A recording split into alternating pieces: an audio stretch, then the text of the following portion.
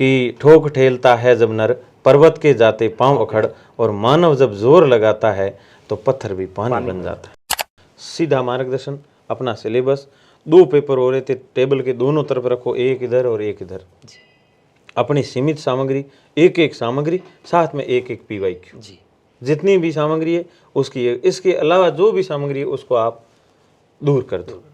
अपने उन अभ्यर्थियों को क्या कहना चाहेंगे जो अभी तैयारी कर रहे हैं और वो संघर्ष झेल रहे हैं, तो आपने उस संघर्ष को कैसे झेला और अभ्यर्थियों को क्या कहना चाहेंगे? नमस्कार साथियों, राइज अप क्लासेस के डिजिटल स्टूडियो में आपका फिर से स्वागत है और आपका एक और प्रेरक यात्रा में, जहां आज हम मिलेंगे एक ऐसे युवा से जिनकी कहानी सुनकर आपके रोंगटे खड़े हो जाएंगे और आंखों में उम्मीद की चमक भर जाएगी। भूपत दान जी एक बेहद सामान्य किसान परिवार से आने वाले युवा, जिनके जीवन में संघर्ष ने जैसे हर कदम पर परीक्षा ली हो। परीक्षा की तैयारी के दौरान पिताजी का देहांत हो जाना, घर की जिम्मेदारी अपने सिर पे आ जाना और परीक्षा से ठीक पहले भाई के साथ हुई बिजली हादसे की त्रासदी, लेकिन इन सब के बावजूद हार न मानने का हौसला और 7वीं रैंक से हिंदी व्याख्याता बनकर एक मिसाल कायम करना, यही कहानी है आज के हमारे खास मेहमान की। आइए सुनते हैं संघर्ष से सफलता तक की इस दिल छू लेने वाली यात्रा को सीधे उन्हीं की ज़बानी। भूपत दान जी, आपको 7वीं रैंक हासिल करने के लिए बहुत बहुत बधाई। धन्यवाद सर। कैसा लग रहा है? सर ठीक ही लग रहा है, बहुत अच्छा लग रहा है। अच्छा, लंबे संघर्ष के बाद सफलता मिली। जी, सफलता का स्वाद जो है बहुत ही मीठा, बयां नहीं कर सकता। जी, बहुत संघर्ष और कड़ी मेहनत के बाद ये मिला है। जी सर। तो भूपत दान जी, हम और हमारे श्रोता ये जानना चाहेंगे कि गांव का एक ऐसा माहौल और संघर्ष, बचपन का जो संघर्ष है, उसने आपकी ये जो सोच और दिशा को कैसे प्रभावित किया? सर यही गांव मेरा सामान्य आलेटी गांव है मेरा, धोरीमना तहसील में, बाड़मेर का दूर कस्बा, और उस गांव में ज़्यादातर किसानों का गांव है। मेरा परिवार भी एक किसान था और गवर्नमेंट स्कूल में वहीं पढ़ते थे। लेकिन मेरे भाई साहब और वो गुड़ा मालानी पढ़ते थे, तो पिताजी ने कहा कि भाई यहाँ पढ़ाई ठीक नहीं है, तो उन्होंने एक प्रयास किया और प्राइवेट स्कूल में मेरे को भेजा, अरविंद विद्यापीठ करके गुड़ा मालानी। उसके बाद क्या हुआ कि 15-20 दिन में रोता रहा, क्योंकि गाँव का बच्चा था, शहर में चला गया, मन लगा नहीं। और फिर स्कूल के जो स्टाफ थे उन्होंने कहा कि इस बच्चे का मानसिक संतुलन कुछ समय ठीक नहीं लग रहा है, ये यहाँ पढ़ नहीं पाएगा। अच्छा। और फिर पिताजी ने, जो मेरे पहले गवर्नमेंट स्कूल में पढ़ाते थे, जयराम जी खीचड़, उनसे बात की, तो उन्होंने कहा कि मैंने अभी नाम काटा नहीं है और उसको आप वापस गाँव ले आइए। तो मैं गाँव आ गया वापस। और उसके बाद में जयराम जी हमारे को एक्स्ट्रा स्कूल के बाद बुलाते थे, उन्होंने भी पढ़ाया, एक किताब लाई, और उस किताब को फिर मेरे बड़े भाई साहब, जिनका नाम दलपत दान जी, तो वो वहीं गांव में रहते थे उस समय, 8वीं 9वीं थी, पढ़े थे। तो उन्होंने सर 15 दिन में मेरे को वो हिंदी पढ़नी सिखाई, मेहनत करी। यानी मैं हिंदी का लेक्चरर आज बना। तो पहली बार हिंदी पढ़नी मेरे बड़े भाई साहब ने सिखाई। और एक ऐसी यात्रा जिसमें वो निजी विद्यालय ने, स्टाफ ने आपको अनफिट घोषित कर दिया, पढ़ नहीं पाएगा, और उधर जो वापस अपने पुराने गुरुजी और अपने भाई साहब ने आप मेहनत करके आपको निखारा तरासा वापस। बिल्कुल। जिस प्रकार से सचिन तेंदुलकर और अल्बर्ट आइंस्टाइन को एक बार विद्यालय में नकार चुके थे, लेकिन ये दोनों महान हस्तियां बने, उसी तरह आप भी आगे बढ़े। जी सर। जी, तो ये बताइएगा हमको कि 12वीं तक वहाँ पे पढ़ लिया आपने, उसके बाद में जो आपका सफ़र है, एक सामान्य परिवार से आकर के एक व्याख्याता जैसे सपने को सोचना, और इस प्रकार की सोच आपके अंदर कैसे पैदा हुई? बस सर 12वीं कक्षा मेरी वहाँ हो गई, सामान्य परिवार था। 12वीं करते ही मैंने 1 साल खेती की, और उस खेती के अंदर कुछ पैसे मिले, और फरवरी के महीने में मेरी BA प्राइवेट चल रही थी, मेरे एग्ज़ाम्स बाड़मेर हो रही थी, तो मैं वहाँ धोरीमना रहना शुरू किया कुछ साथियों के साथ, वो 12वीं में वहाँ पढ़ रहे थे।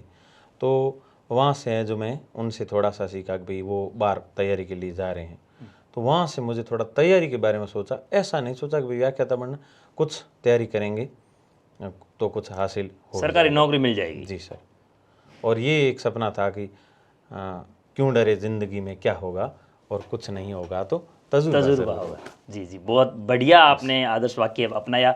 और इस आदर्श वाक्य को लेकर के भूपत दान जी, अपन एक सामान्य परिवार से आते हैं जी, तो एक आपको प्रतियोगी परीक्षाओं की तैयारी का ये आभास उनको देख के हुआ, या फिर कोई और परिस्थितियाँ थी? बस सर उनसे थोड़ा देखा उनको, और उसके बाद मैंने वहाँ गया जोधपुर, 4-1 महीने में रहा एक साथी के साथ में, और वहाँ पटवारी की पहली बार तैयारी की, लेकिन गणित नहीं आ रही थी, तो वो तैयारी अंतिम तक नहीं पहुँची। फिर वापस बाड़मेर आया, पिताजी मेरे साथ आए, और यहाँ हमारे रिश्तेदारों का मकान है, वहाँ पर उसको थोड़ा ठीक करवाया, और उसके बाद मैं उसी लक्ष्मी नगर में वो पढ़ता है बाड़मेर, वहाँ से मैंने तैयारी शुरू की। एक विक्रम जी करके हमारे रिश्तेदार है, तो उन्होंने, वो जयपुर रहा करते थे, तो उन्होंने मुझे किताबें ला करके दी। मैंने वो किताबें बिना सिलेबस की सर पढ़ी। अच्छा, सिलेबस आपके पास था, जानकारी नहीं थी? जानकारी थी नहीं सिलेबस किसी भर्ती का होता है सर। फिर क्या तो हुआ? मैंने बिना सिलेबस ही वो किताबें पढ़ी। वहाँ कुछ मित्र आते थे हमारे चारण छात्रावास के, और उन्होंने कहा कि आप अकेले यहाँ मत रहो, आप हमारे पास आ जाओ। फिर मैं चला गया चारण छात्रावास। 2016 की ये बात है, मेरी BE फाइनल थी। उस समय कालूदान जी मेरे को वहाँ पर मिले, पढ़ते हुए रात को 2 बजे मैं पढ़ रहा था। 2 बजे तक? हाँ, और उसी समय वो भी आए। तो उन्होंने कहा आप क्या पढ़ रहे हो? मैंने कहा 15 दिन में RS प्री का एग्ज़ाम है और मैं उसकी तैयारी कर रहा हूँ। तो उन्होंने कहा सिलेबस कहाँ है? सिलेबस क्या होता है? ये किताब है। पता ही नहीं? पता ही नहीं। जी। तब उन्होंने मुझे एक वाक्य सुनाया कि एक कोई ड्राइवर सर थे, और उन्होंने, वैसे ड्राइवर कभी कभी नशा कर लेते हैं क्योंकि इतना लंबा सफ़र होता है तो हो जाता है। तो उनके भी ऐसा ही था, होटल पे खाना खाया और फिर बैठ के गाड़ी में गियर लगाया नहीं, और ऐसे ही रेस मार दी तो टंकी तो खाली हो गई। और सुबह पूछा कि कहाँ आया, पंजाब आ गया क्या? उन्होंने कहा कि गाड़ी यहीं खड़ी है, केवल टंकी खाली है। उसके बाद उन्होंने कहा कि आप मेरे रूम पे आना कल, मैं आपको सिखाऊंगा कि पढ़ना कैसे। भाई सिलेबस नहीं है तो वो बिना गियर लगाए गाड़ी की रेस दबाओगे, बस पेट्रोल यही जल हुआ, जाएगा। मेहनत कर रहे थे लेकिन सिलेबस का पता नहीं। यही हुआ कि बिना गियर गाड़ी चला रही, टंकी खाली हो रही है, ऊर्जा वेस्ट हो रही है, हासिल तो कुछ और नहीं। बस यहाँ से मुझे थोड़ी सी प्रेरणा मिली। फिर मैं वापस चला गया गांव, और फिर मैंने वापस सर खेती की 2016 में, क्योंकि B.Ed का खर्चा आ गया था। पिताजी इतना वहन कर नहीं पाते थे, बड़ा परिवार था, और किसानी जीवन में सर कर पाते ही नहीं, हकीकत की बात। सही बात। फिर भी उन्होंने जितना हो सका प्रयास किया, और मेरे साथ खेती में काम भी किया। एक मेरी बहन थी, उन्होंने भी किया। तो इस प्रकार हमने जीवन चलाया। और फिर मेरी B.Ed शुरू हुई, वो B.Ed भी फिर फाइनल हो गई। तो इस प्रकार फिर दूसरी बार खेती की। फिर मैंने वापस से जो यहाँ बाड़मेर आया, वहाँ से उस खेती के कुछ पैसों को लेकर के, और फिर मुझे वापस सर मिले कालूदान जी, और उन्होंने मुझे प्रिया क्लासेज लेकर के आए। अच्छा। ये 5 मार्च 2018 की बात है। जी। उस दिन सर पढ़ा रहे थे। किसकी तैयारी करने गए आप? 2nd ग्रेड की तैयारी। जी। हिंदी से? हिंदी से पहली बार। जी। और 1 घंटे 1.5 घंटे की क्लास के बाद जब कालूदान जी ने पूछा कि कुछ समझ में आया, कि मैंने कहा इसको दीवार को आया तो मेरे को आया।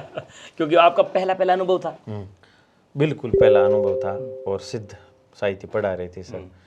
तो मतलब कणप्पा, लुईपा, डोंबीपा मैंने कभी जीवन में सुना ही नहीं।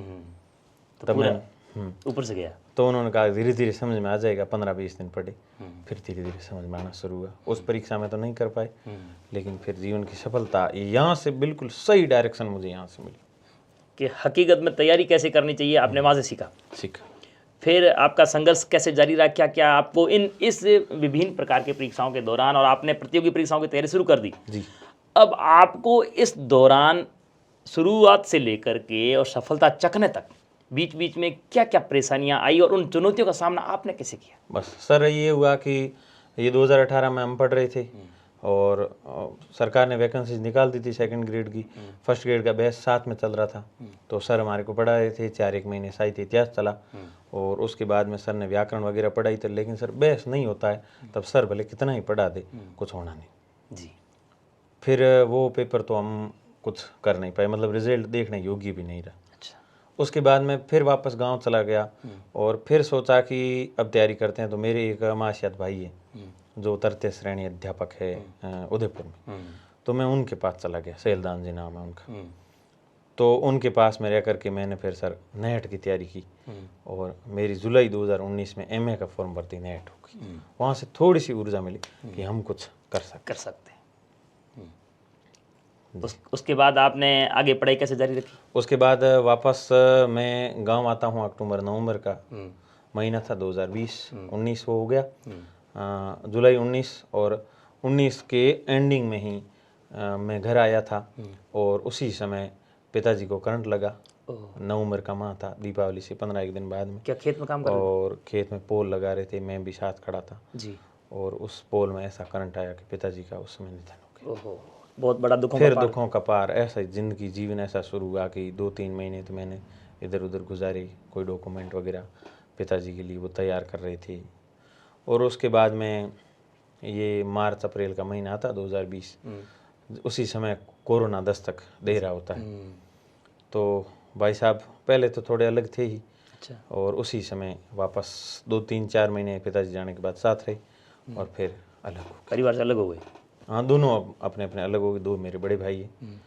वैसे उन्होंने उनकी खुद की ऐसी परिस्थितियाँ थी जी कि जी, उनको वो हो अलग जाता होना है, संयुक्त परिवार में हो जाता है। फिर था। और मेरी माँ मेरे साथ रही, आपके साथ आपकी माँ रही। बस मैं और माँ दोनों रहे।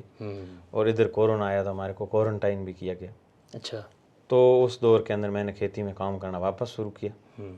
मेरी खेती मैंने देखा कि मैं अरंडी वगैरह लगाऊंगा, कुछ पैसे आ जाएंगे तो उससे वापस मैं पढ़ाई को लाइन पे ले लूँगा। कोरोना है, वैकेंसी है नहीं, तो मैंने कहा इस खाली समय का फ़ायदा उठाते। फिर मुझे किसान भी मिल गए, मुझे खेत जोतना पड़ा नहीं। और फिर मेरे बड़े भाई साहब श्रवणदान जी का अलग होते हुए भी मेरा साथ दिया उन्होंने। छोटे मोटे खेत के काम करने हो, हज़ारों समस्याएं आती। तो मैंने कहा कि जो मेरे खेत में काम कर रहे थे कि श्रवणदान जी को कहा कि आप इनका सहयोग करना। और मैंने मूंगफली बोई थी, नवंबर में ले ली और फिर मैं वापस बाड़मेर आ गया। जी जी। उस समय जब पिताजी का देहांत हो गया और भैया भी अलग हो गए, संयुक्त परिवार में समस्याएं आती है तो कोई दिक्कत नहीं, उसके बाद में बूढ़ी माँ और आप घर में रहे जी। तो बूढ़ी माँ ने आपको कृषि कार्य से फिर पढ़ाई के लिए तरफ मोटिवेट किया? हाँ, उनकी सब आंखों में क्या सपने तैर रहे थे? बस उन्होंने कहा कि मैं जैसे दुख है वो झेल लूँगी। जीवन में वो निराला की तरह की दुख ही जीवन की कथा रही, क्या कहूँ आज जो नहीं की। उन्होंने कहा बहुत सारे दुख पड़े हैं, बस तुम जैसे तैसे पढ़, मैं अकेली चला लूँगी। और भैया का थोड़ा सपोर्ट है तो मैं जैसे तैसे चलाऊँगी, जो हो सका वो करूँगी। तो उन्होंने घर का काम भी किया और मेरे को हमेशा कहा कि बाकी कोई फ़ायदा नहीं देखना है, पैसे कम आएंगे तो चलेगा, खेती नहीं होगी तो चलेगा, लेकिन तू पढ़ता रहे। जिस दिन तू सफल हुआ उस दिन मेरी सारी इच्छाएं पूरी हो जाएगी, अन्यथा मैं ऐसे ही मन में लेके चली जाऊंगी। आत्मा तृप्त हो जाएगी। ये मेरी माँ का बिल्कुल सपोर्ट रहा। पिछले 6 साल से अकेली घर पे रहती है जी। सारा काम देखती है। 65 साल सर उनकी उम्र है। एकदम अनपढ़ में। हाँ, अनपढ़ है बिल्कुल। मैं सैल्यूट करता हूँ मेरी माँ को। और ये सफलता का श्रेय भी अगर एक शब्द में कहे तो मेरी माँ के श्री चरणों में अर्पित करती हूँ और मेरे बड़े भाई साहब श्रवणदान जी। कितनी नेक सोच रही है उनकी, मतलब पढ़े लिखे नहीं होकर के भी कि मेरी संतान जो है वो सफल हो जाए, आत्मा तृप्त हो जाएगी। जी सर, ऐसे ही कभी देखा करती थी कहीं मोबाइल पे तो उनकी प्रेरणा लेकर के कहती थी। तो उसके बाद में वापस आपने पढ़ाई का दौर कैसे शुरू किया? हाँ, वापस सर मैंने कुछ पैसे बहनों से लिए, मेरे नाना जी से लिए। तो मेरी बहनों का भी सर बड़ा योगदान रहा है। जी जी। हाँ, जो जैसलमेर मेरी पप्पू भाई सा नाम है उनका, जी जी, उनका भी रहा। बाकी जैसी जिसकी जितनी क्षमता थी सर, सभी ने, मेरी बहनों ने सपोर्ट किया जी। और जिसकी अपनी जितनी थी, किसने ज़्यादा किया किसने कम, वो अपनी श्रद्धा अनुसार। उनकी पारिवारिक की स्थिति सर ऐसी है तो हाँ, कोई दिक्कत नहीं। किसी ने, मेरी बहन वहाँ आकर के रही जो बिहाड़ जिनकी शादी हो रही, तो वो मेरे साथ कई बार, माँ बीमार हो जाती थी तो उनको बुलाता। हर किसी ने अपना कहीं न कहीं योगदान दिया। मेरी बहनों का बड़ा योगदान है। जी जी, कि भाई हमारा भैया सफल हो जाए। हाँ, वो आती थी दुख। जी जी। उसके बाद वापस पढ़ने के लिए शहर आई? हाँ, वापस में पढ़ने के लिए। भैया का यहाँ पर एक प्लॉट है, 2 छोटे छोटे कमरे हैं। लक्ष्मी, ये कॉलोनी पड़ती सती भागीरथी लक्ष्मी, इस जैसलमेर रोड पे। तो वहाँ मैं आया, मैंने पढ़ाई शुरू की। वापस प्रिया क्लासेस सर से संपर्क किया, बाबूलाल जी से। तो सर ने कहा कि आप आ जाओ, हम बैच शुरू कर रहे हैं। और ये बैच 2 अक्टूबर 2021 को गांधी जयंती के दिन शुरू हुआ था। उस दिन मैं वापस तैयारी के साथ गया। उस दौर में भी सर मैं खेती का काम करता तो भी किताब मैं हमेशा पास में रखता था, सर की किताब। खेत में भी? हाँ, खेत में भी, गायें चराओ चाहे कहीं भी रहो। आज भी मेरी बैग के अंदर है, वो गीता के रूप में रखता हूँ। 4 बार सर की किताब जो थी, हिंदी साहित्य का सार भी थी यार, पढ़ते पढ़ते फट गया सर मेरे 4 बार। अब चौथी किताब मेरे पास जी। और 3 नोट्स फट गए, यानी 7 बार मैंने हिंदी साहित्य का इतिहास वहीं से पढ़ा। मतलब आपके अंदर एक जुनून पैदा हो गया। बस किताबें फट जाती, मैं फिर जाता मार्केट, ले आता और फिर पढ़ता। फिर ये तैयारी कब तक चलती रही? बस सर ने वापस वहाँ से पढ़ाना शुरू किया। उस समय सर की किताब फिर बाद 22 में 21 में आती है, तो मैंने किताब ले आई। क्योंकि मैंने जो नोट्स बनाए थे, मैं इतना हिंदी के अंदर तो मेरा लेवल था ही नहीं। परिस्थिति शब्द कैसे लिखा जाता है, अवधि, मतलब अशुद्धियों की भरमार थी। आपका बेस मजबूत था नहीं। ये बिल्कुल सत्य बात है। उसके बाद सर ने पढ़ाना शुरू किया, मैंने बेस्ट तैयारी की और आदिकाल का टेस्ट हुआ तो मैंने कक्षा में प्रथम स्थान हासिल किया जी। पूरे प्रश्न सही हुए। उसके बाद रेगुलर में कक्षा में कभी फर्स्ट, कभी सेकंड, कभी थर्ड, इससे ज़्यादा नीचे नहीं रहा। लेकिन ये 26 मई 2022 को व्याख्याता का सिलेबस चेंज हो जाता है। उसमें मैंने फर्स्ट पेपर में भाई हिस्ट्री और मैनेजमेंट, आमतौर पर यही पढ़ते हैं बच्चे, भाई इनको मजबूत कर लो तो फिर सारा मजबूत हो जाएगा। और ये सारे लगभग बदल गई, कुछ 2-4 पॉइंट के अलावा सारा ही बदल गया। और सेकंड पेपर में किताबें बदल गई, तो उससे स्ट्रेस लिया तो मेरा मानसिक स्वास्थ्य खराब हुआ और उसका प्रभाव शरीर पर पड़ा तो शारीरिक स्वास्थ्य भी खराब हो गया। अच्छा। फिर मेरे वो तकलीफ हो गई और फिर मैं यहाँ से रह नहीं पाया, हॉस्टल में रहता था, मैं गांव चला गया। गांव में रहकर प्रयास किया तैयारी का, लेकिन फिर भी मेरी वो दिमाग बीमारी है जो पीछा नहीं छोड़ रही थी। ऑपरेशन करवाया अगस्त के एंडिंग लगभग सितंबर में। फिर मैं वापस गांव आया और थोड़ा बहुत जो बचा हुआ समय था मैंने कहा थोड़ा बहुत पढ़ते हैं, जो मिला जितना मिला वो ठीक है। लेकिन परीक्षा के एक दिन पहले मैं वो ले आया अपना प्रवेश पत्र, और उसी दिन मैं और भाई दिन को 2 बजे हुए थे और मेरा लगभग 15 अक्टूबर 2022 का पेपर था और सर ये 13 अक्टूबर की बात है। 2 दिन पहले। 2 दिन पहले दिन का समय था, गाय को पानी पिला रही थी, मोटर चल रही थी कुएं पे, और वहाँ से 11 का करंट सीधा आया मोटर में और मोटर में पानी में करंट आया। ओहो। भाई वहीं गिर गया और मेरे करंट आया नहीं, तो भाई वहाँ गिर गया। मैंने ज़ोर से चिल्लाया, आवाज़ दी और फिर काफ़ी लोग भी आए इधर उधर से। फिर मैं हॉस्पिटल, फिर वो थोड़ी देर समय बाद में वापस कहा अब मैं ठीक हूँ, ऐसे का होश आ गया। होश आ गया। फिर भी मैंने कहा हॉस्पिटल लेके जाते और फिर शाम तक हम वापस पहुँचे। फिर भी सर ऐसे मुझे ऐसे लगा कि मेरा भाई ख़त्म हो जाता तो क्या होता, क्योंकि पिताजी 2 साल पहले गई हुई थी। सदमा लगा हुआ था। सदमा। फिर मैं जैसे तैसे गया और वो एग्ज़ाम तो देने की हालत में ही नहीं था, क्योंकि ऑपरेशन कर रखा था। वहाँ टेबल पे बैठ पाते नहीं, स्टूल पे, तो बीच में बार बार खड़ा हुआ और जैसे तैसे वो मेरी सफलता की कहानी बीच में अधूरी रह गई। मतलब पहले आपने तैयारी की, सिलेबस चेंज हो गया जी। फिर वो नए सिलेबस से भी तैयारी की, लेकिन भाई के साथ में हादसा हो गया। हादसा हुआ। मतलब मानसिक संतुलन आपका बिगड़ गया। पूरी तरह से बिगड़ गया। एक प्रतियोगी जितना व्यवस्थित होना चाहिए वैसा रहा, हुआ नहीं। फिर वो रिजल्ट तो नेगेटिव आना ही था। हाँ, 285 नंबर आए थे। फिर इतनी तैयारी करने के बावजूद भी और सिलेबस चेंज हो जाना, भाई के साथ में त्रासदी हो जाना, उसके बावजूद भी आपने खुद को कैसे संभाला? फिर आगे दोबारा फिर उठ कैसे खड़े हुए आप? फिर कई दिन तक तो डिप्रेशन में रहा, रोता रहा, जहाँ जहाँ मेरे खेत में जाता और वहीं खेजड़ियों के नीचे बैठा रहता और एक ही बात आती, ये मेरी सफलता अधूरी रह गई, मेरे सपने अधूरे रह गए, मैं कुछ कर नहीं पाया। माँ को क्या जवाब दूंगा? बस किसको क्या जवाब दूँ, ना सर से संपर्क, दुनिया से संपर्क कट गया। मैंने खुद ने दूर कर लिया, किसी का फ़ोन उठाना बंद कर दिया। साथी मेरे उस समय सफल हुए थे, लगभग सारे, कोई 1-2 रहे थे, बाकी सभी हो गए थे। आपको लगा कि मैं रह गया? मैं रह गया। और उस दौर में ऐसे ही चलता रहा। तो फिर वापस मेरी माँ ने, मेरी बहन ने, मेरे भाई साहब ने एक बार और प्रयास कर ले, एक बार कर ले, नहीं हुआ तो फिर जैसे तैसे जीवन गुजार ले। आपका हौसला बढ़ाया कि एक बार और कर। देखो उनकी कितनी हिम्मत थी उनमें। एक बार प्रयास कर, सफल हो गया तो ठीक है, नहीं तो यहीं ऐसे ही खेती वेती करके। उनके अंदर एक आत्मविश्वास आपके अंदर वो देख रहे थे। बिल्कुल, मेरी मेहनत वो देख रही थी। मैं रोता और ऐसे रहा तो फिर वापस उठ खड़े हुए आप? वापस खड़ा हुआ, मैं आया यहाँ और सर का मैसेज मैंने किया कि सर मिलने का मन कर रहा है, लेकिन असफल होकर आपके सामने कैसे मिलूं। तब सर ने कहा कि बी पॉजिटिव, अपरिहार्य कारणों से असफल हो जाना कोई असफलता, जीवन की असफलता नहीं। आप फिर खड़े हुए, मेहनत कीजिए और अब की बार सफलता आपके कदमों में होगी। ये सर के पहले शब्द थे और आपको मिलने के लिए सदैव आपका स्वागत है। ये बाबूलाल जी सर ने मुझे कहा था। ये दिसंबर का माह था, 2023 की मैं बात कर रहा था, जस्ट एग्ज़ाम से 1 साल पहले। फिर सर हमेशा मैं जो प्रश्न करता उसके जवाब देते रहते थे और मेरा ये जो एग्ज़ाम हुआ उससे पहले भी सर से कांटेक्ट में रहा और लास्ट दिन तक ही सर ने मेरी बात हुई थी। सर ने कहा आपने अच्छी तैयारी की। और एक मैं इस तैयारी के दौरान ये बता दूं कि किसी भी पर्व त्यौहार में मैं कभी घर नहीं गया, उसी दौर में रहा।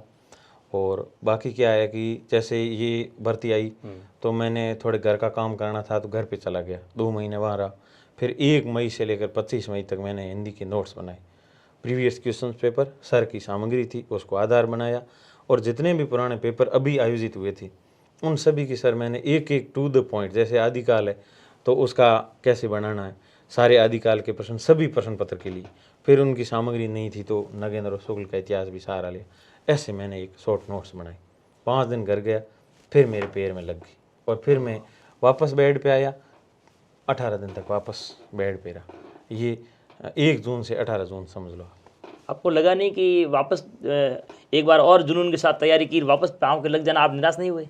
निराश हुआ, लेकिन फिर मेरी वही बहन वहीं पर थी, मेरी माँ थी। और अब मैंने कहा अब 5 महीने बचे हैं तो पैर की लगी हुई थी, वो प्लास्टर कर रखा था।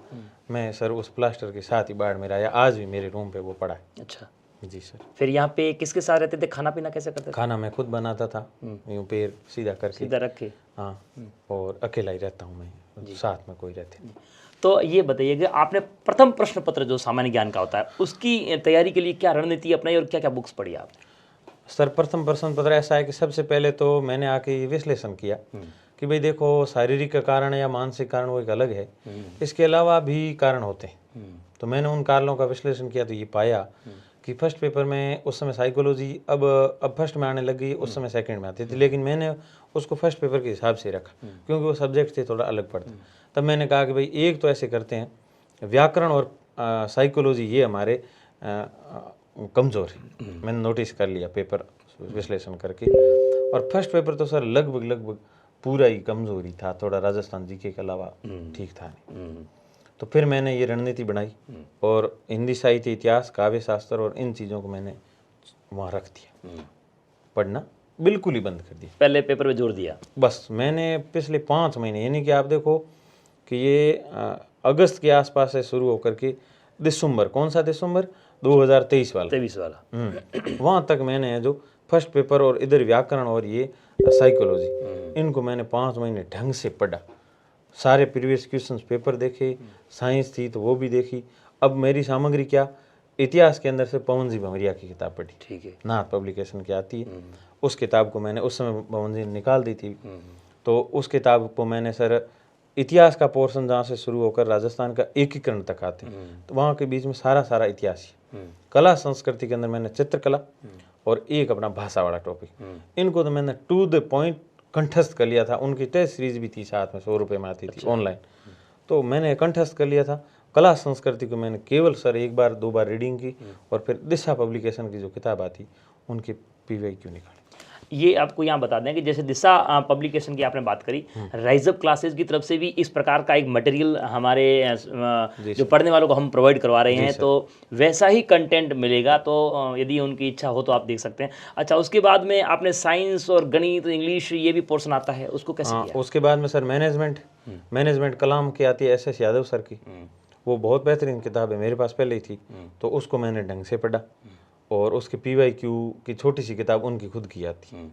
इसके अलावा साइंस है तो मैंने वो देखी, 1-2 गाइड हैं, लेकिन वो कुछ सेट बैठे नहीं, तो फिर किसी से सलाह ली और NCERT की किताब लिया, लेकिन NCERT सामान्य विद्यार्थी के लिए भी कठिन पड़ती है। फिर मैंने अपने यूट्यूब पर जो आती है राजस्थान सरकार के द्वारा मिशन ज्ञान ऐप पर 9वीं और 10वीं के अंदर जो पाठ है, उन्हीं पाठों को मैंने वहाँ से पढ़ा, 2 से 3 बार पढ़ा, समझ में आया। उसके बाद मैंने उसके नोट्स बनाए और फिर मेरी साइंस तैयार हो गई। इसी पेपर में मेरे 5 में से 4 क्वेश्चन सही हुए थे। इसके अलावा भूगोल है, तो भूगोल का ही वही तरीका नाथ की आती है, बेस्ट भूगोल समग्र, स्कूल व्याख्याता वाली नहीं, समग्र भूगोल आती वो, और उसके साथ में ये 2020 जो किताब आती है, इसके प्रश्न, यानी कि PYQ की किताब आप किसी भी कहाँ से ले आओ, अच्छी किताब हो, और प्रीवियस क्वेश्चंस पेपर देखें, मॉडल पेपर ना देखें। जी, प्रीवियस ईयर्स क्वेश्चंस देखने से ये मालूम चल जाता है कि भाई पैटर्न क्या है, कैसे प्रश्न पूछे जा रहे हैं, किस टॉपिक से कैसा आ रहा है। बस टॉपिक को पढ़ो, PYQ पढ़ो, और फिर आप टॉपिक को पढ़ के देखो कि मैं क्या पढ़ रहा हूँ, क्या छोड़ना है, ये बहुत जरूरी है। ये तो हुआ प्रथम प्रश्न पत्र। उसके बाद में आपने हिंदी जो है आपका द्वितीय प्रश्न पत्र था, उसकी तैयारी के लिए क्या रणनीति अपनाई, क्या बुक्स पढ़ी, आपका क्या बताइए? बस द्वितीय प्रश्न पत्र में तो यही था कि ये चीज़ें तैयार हो गई। व्याकरण के अंदर मानस की किताब मेरे पास थी, मानस पब्लिकेशन की, उस किताब को मैंने 2 से 3 बार पढ़ा, और वही दिशा की किताब आती व्याकरण की, और मैंने उसके ऊपर ऐसे हाथ रखा, ऑप्शन दिखने नहीं चाहिए सामने, और सर लिख के ही मैं पढ़ता था। मेरी एक ये खास विशेषता है कि जो भी नहीं आता है मैं पेन हमेशा साथ में रखता हूँ, बड़ा 500 पेज का वो लाता हूँ, A4 साइज 70 जैसे एम का पेज, और उनको मैं बाइंडिंग करवा के फिर पढ़ता और लिखता ही जाता हूँ। ये मेरी शैली है पढ़ने की, सिलेबस सामने और मेरा टाइम टेबल सामने, और फिर पढ़ना। तो हिंदी के अंदर बात करें तो मानस हो गई और दिशा हो गई, ये तो मेरी व्याकरण की बात है। इसके अलावा साहित्य का इतिहास आता है, वो सर का सारगर्भित इतिहास, मैंने आपको बताया कि मैंने 7 से 8 किताबें फट गई, तो आप समझो कि कितनी बार पढ़ा उसको। तो एक तो वो पढ़ा। इसके अलावा मेरे पास शुक्ल और नगेंद्र सर ने सलाह दी कि एक बार आप उसको पढ़ लो, ज़्यादा पढ़ने की जरूरत नहीं, रीति काल तक पढ़ा। क्यों पढ़ा? क्योंकि जब ये ऐसी प्रश्न आते हैं समीक्षा के, तो उसमें क्या है कि रीतिकाल तक, आधुनिक काल तो समझ में आता नहीं इन किताबों में, विशेषकर शुक्ल में, नगेंद्र में तो फिर भी आता है। तो इनमें क्या, कैसे किसी आलोचक के बारे में पूछ लिया तो शुक्ल नगेंद्र को अगर एक बार भी देखा है तो उसकी लैंग्वेज हमें अंदाज़ा लग जाता है और 2 ऑप्शन यही आते हैं। तो उसके बाद हजारी प्रसाद द्विवेदी या किसी और का हो तो मोटा मोटा अंदाज़ा लग जाता है। तो कुछ ऐसे प्रश्न आते हैं जो मौलिक किताबों से उठाए जाते हैं, पंक्तियाँ, और वो अगर 2 पढ़ रखी है तो सर 200 ऑप्शन कट जाते हैं, तो वो प्रश्न करने की संभावना ज़्यादा रहती है। मेरे हिसाब से मेरिट में वो प्रश्न बहुत काम करते हैं। जी जी इसलिए मौलिक किताबें एक एक बार स्टूडेंट को पढ़नी चाहिए, जी जी विशेषकर रीतिकाल तक। जी जी। तो ये आपके द्वितीय प्रश्न पत्र का रहा। जी। और काव्य शास्त्र सर का ही पढ़ा और कहीं से नहीं। अभिव्यक्ति माध्यम भी एक किताब आती है, हमारे स्कूलों में चलती है, उसको ढंग से पढ़ा और उसके सर ने भी पढ़ाए थे उनके नोट्स, और उनके वापस मैंने नोट्स बना लिए। काव्य शास्त्र का मेरा अच्छा अनुभव है और मैं सर से ही पढ़ा हूँ और PYQ में देखा है। तो उसके बाद ज़्यादा बड़ा इसमें कोई पोथा लाने की ज़रूरत नहीं है। प्रीवियस क्वेश्चन देख लो, कैसे प्रश्न आ रहे हैं उनको सेट कर लो, और सारी जो अवधारणाएं जैसे अलंकार है या गुण है या शब्द शक्ति है, जितना अभ्यास ढंग से करेंगे, इन चीज़ों को समझने की कोशिश करेंगे, एक बार सर समझ में आ गई तो फिर कैसा भी पेपर आ जाए प्रश्न गलत नहीं होता। तो आपका पढ़ने का ये टाइम टेबल क्या था? कब उठते थे, कब सुबह मैं जल्दी उठ जाता था 4 बजे, आधा घंटा योग वगैरह करके वॉकिंग करता था, भगवान के भजन करता था एक आध, और 4:30 बजे मैं सर पढ़ने बैठ जाता। दूसरी मेरी ये खूबी है कि ये जब परीक्षाएं नज़दीक आ गई, यानी 4-5 महीने में व्यवस्थित तैयारी शुरू होती है।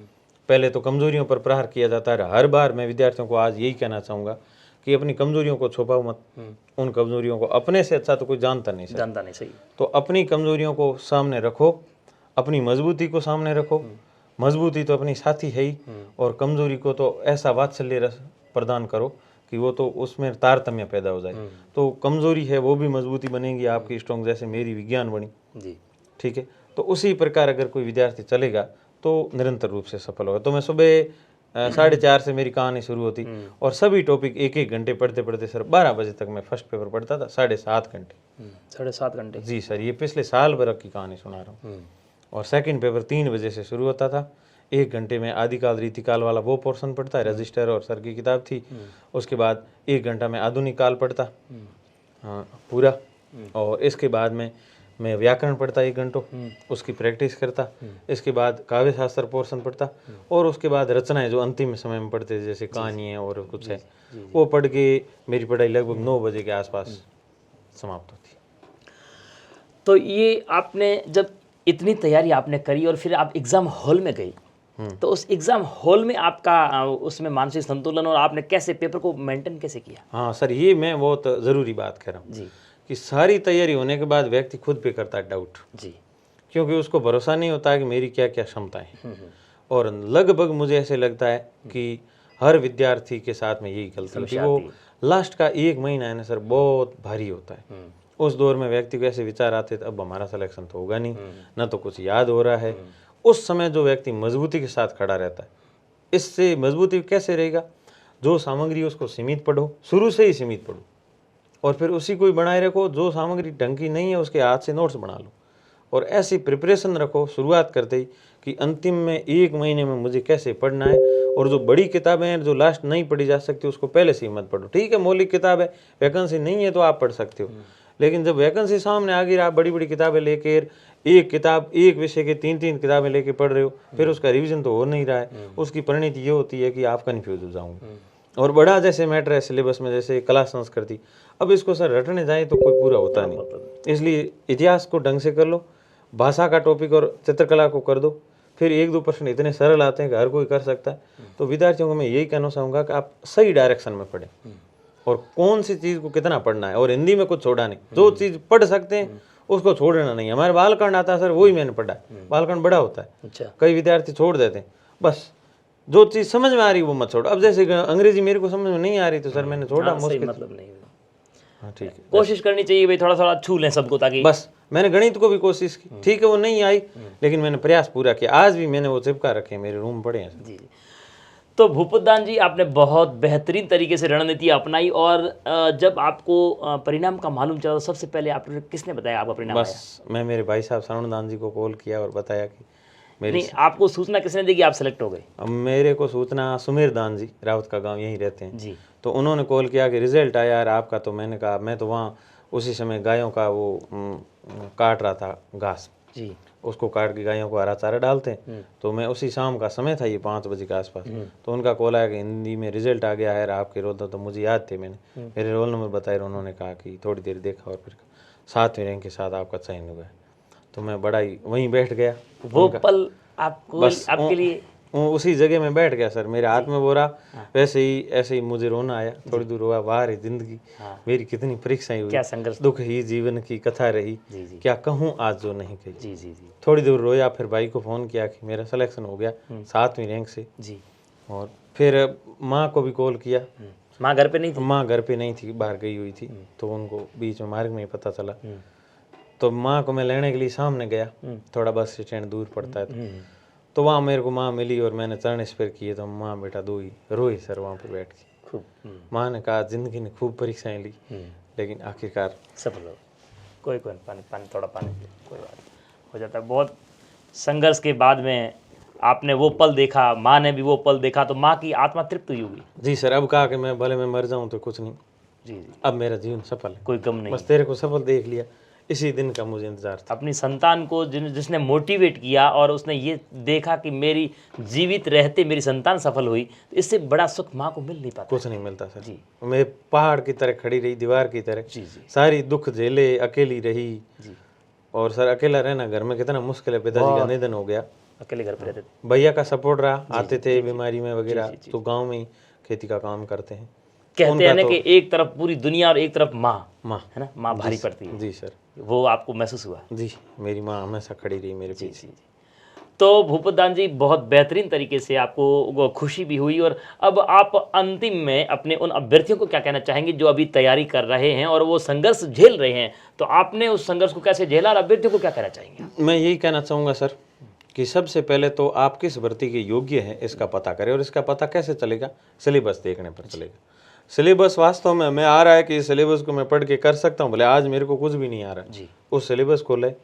और दूसरा, आप छोटी मोटी भर्तियों में न उलझें, चाहे पारिवारिक कैसी स्थिति हो, आपको एक अनेक विषय और सब्जेक्ट मजबूत बनाना पड़ेगा, भले आपका जो भी पसंदीदा हो। जी जी तो आप वो मजबूत बनाएं। जी। और अंदर मेहनत करने का जुनून है तो मार्गदर्शन बाड़मेर में बहुत अच्छी सी जगह हैं, जी सारे अच्छे गुरुजी हैं।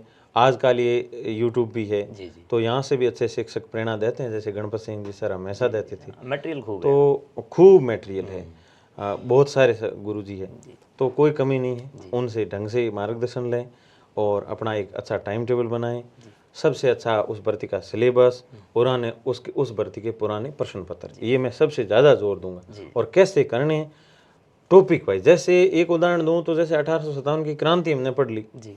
तो उसके पूरे प्रश्न देखो, उसी ही आयोग के, जैसे आरपीएससी लेती है तो उसके देखो कि वो क्या पूछ रही है, डेप्थ में क्या, कहाँ तक जा रही है, ऊपर से क्या आ रहा है, इसके बीच में सारा सेट होना चाहिए। और पूरे टॉपिक जितने सिलेबस है सारा ऐसे तैयार नहीं हुआ तो सर परीक्षाएं पास नहीं होती। तो उनको मैं यही कहूँगा, आपको एक कठोर मेहनत का, तो इस मार्ग में आए हो तो कोई कहने की ज़रूरत नहीं है। सीधा मार्गदर्शन, अपना सिलेबस, 2 पेपर हो रहे थे, टेबल के दोनों तरफ रखो, एक इधर और एक इधर। अपनी सीमित सामग्री, एक सामग्री, साथ में एक पीवाईक्यू, जितनी भी सामग्री है उसकी, इसके अलावा जो भी सामग्री है उसको आप दूर कर दो, अपने रूम में भी कहीं रख दो, एक तरफ कट्टे में डाल के, ज़्यादा भ्रमित नहीं होना। बस फिर ऐसे पढ़ना, और शुरुआत करते ही सोच लेना है कि इस परीक्षा के अंतिम में 1 माह भी आएगा, 15 दिन भी आएगा, लास्ट 5 दिन भी आएंगे, लेकिन मुझे इसी तरह से पढ़ना है। और परीक्षा से पहले मुझे ये अचीव कर लेना है कि मैं मेरी तैयारी से संतुष्ट हूँ। अगर 100% व्यक्ति संतुष्ट हो गया, फिर भी थोड़ा तो नहीं होता, लेकिन फिर भी हो गया, तो वो व्यक्ति सर सफल है, चाहे सीटें कितनी भी। हाँ, ये पक्का कह रहा हूं। कुछ ऐसी, आप हिंदी के अभ्यर्थी रहे हैं, कुछ ऐसी 2 पंक्तियां अंत में अभ्यर्थियों के लिए और अपने सब के लिए, जिससे उनका मनोबल बढ़ता रहे। ठीक है, तो सर उनके लिए मैं ये पंक्ति कहना चाहूँगा जी कि यूं ही मिल जाती मंजिलें, भटकते भटकते गुमराह तो वो है जो घर से कभी निकले ही नहीं। और उस शख्स को कोई गिरा नहीं सकता जिसने चलना ही ठोकरों से सीखा है। जी, और अंतिम में एक अच्छी पंक्ति कहूँ कि ठोक ठेलता है जब नर, पर्वत के जाते पांव उखड़, और मानव जब जोर लगाता है तो पत्थर भी पानी बन जाता है। इसी पंक्ति के साथ विद्यार्थियों को यही कहूँगा, अपना मनोबल कभी गिरने ना दे, जैसी भी परिस्थितियाँ हो जीवन में। हर व्यक्ति जो सफल हुआ है और उसने यही सारे देखे, ना अपने ऊपर कभी डाउट करना है कि मैं कोई कमज़ोर हूँ। मेरे सर परसेंट स्कूलों में समय था ही नहीं, क्योंकि थोड़ी लापरवाह थे तो हो ही नहीं सकता, और माहौल ही नहीं था, तो दोनों बातें थी। जी जी तो प्रतिशत को कभी माइंड में नहीं रखना है, अपनी पुरानी असफलताओं को कभी नहीं रखना है। ऐसे लगता था भाई गांव में कोई नहीं, रिश्तेदार नहीं, तो कैसे हो पाएंगे। जी जी लेकिन ये विचार आते थे, कभी कभी रात को सोते हुए ये भी आता था कि जीवन में क्या करेंगे अगर सफल नहीं हो पाए तो, जी कैसा माहौल चल रहा है, इतनी सारी भीड़ है, कैसे निकलेंगे, इतने सारे बच्चे पढ़ रहे हैं, मेरे में ऐसी कोई विशेषता नहीं।